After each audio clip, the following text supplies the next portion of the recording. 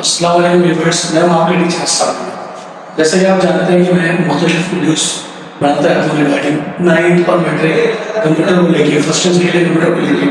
तो मैंने यहाँ पर कुछ बेसिक चीज़ें यहाँ पर लिखी हैं फर्स्ट ईयर कंप्यूटर के उन टीचर्स के लिए और उन स्टूडेंट्स के लिए जिनको चैप्टर 1 के हवाले से कुछ इश्यूज होते हैं कि हम चैप्टर 1 को कैसे करें। ये चैप्टर 1 जो है ना, वो आपका एक इंतहाई इम्पॉर्टेंट चैप्टर है जिसमें आपने बहुत सारी पॉइंट्स की बातें रिकॉर्ड करनी होती है। अब चैप्टर 1 में अक्सर बच्चों को रहता है कि सर चैप्टर 1 इतना बड़ा है, उसमें की सारी चीज़ें हैं और चैप्टर 1 इंपॉर्टेंट भी क्यों है। चैप्टर 1 सबसे ज़्यादा नंबर में आता है। अक्सर आप देखिए तो 16 से 20 नंबर जो है वो चैप्टर 1 से MCQs, शॉर्ट आंसर और लॉन्ग क्वेश्चन के तौर पर आए होते हैं। तो मैंने उसको डिवाइड कर दिया कि अगर कोई टीचर या अगर कोई स्टूडेंट अपने चैप्टर 1 को अच्छे अंदाज से परफॉर्म करना चाहता है, तैयारी करना चाहता है, पढ़ना चाहता है तो वो कैसे करे।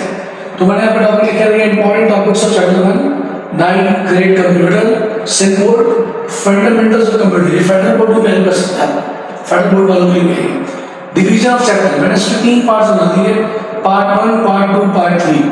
जब भी आप बच्चे को पढ़ाएं या बच्चा खुद से पढ़े तो पहले इसके जरूरी है उसके फंडामेंटल्स जो कंप्यूटर की मेन टॉपिक्स हैं वो उसके ठीक है, क्लियर है नहीं। अब वो क्लियर होंगे किससे, वो होंगे बेसिक टॉपिक्स जो भले बचपन से पढ़ता हुआ है, लेकिन जब 9 ग्रेड पढ़ेगा, बोर्ड एग्जाम्स की तैयारी करेगा तो उसमें कुछ बेसिक्स को डिफरेंट तरीके से देखेंगे। जैसे पहला ग्रेड डेफिनेशन ऑफ कंप्यूटर, उसको डायरेक्ट पढ़ाई जाएगी। फिर हिस्ट्री में नॉर्मली हम ज़्यादातर फोकस करते हैं इसके ऊपर, जनरेशन के ऊपर, इस पर क्योंकि ज़्यादा क्वेश्चन भी आ रहे हैं।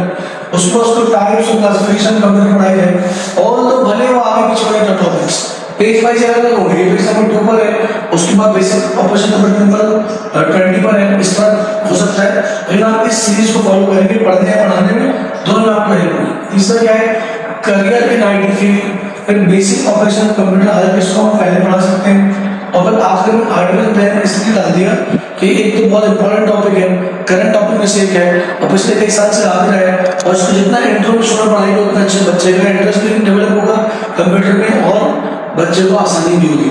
इसी तरह पार्ट 2 में जब हम जाएंगे तो हम देखो बेसिकली जब भी हम ये बात करते हैं कि व्हाट इज कंप्यूटर तो हमारे सामने 2 चीज़ें आती है, हार्डवेयर और एक सॉफ्टवेयर।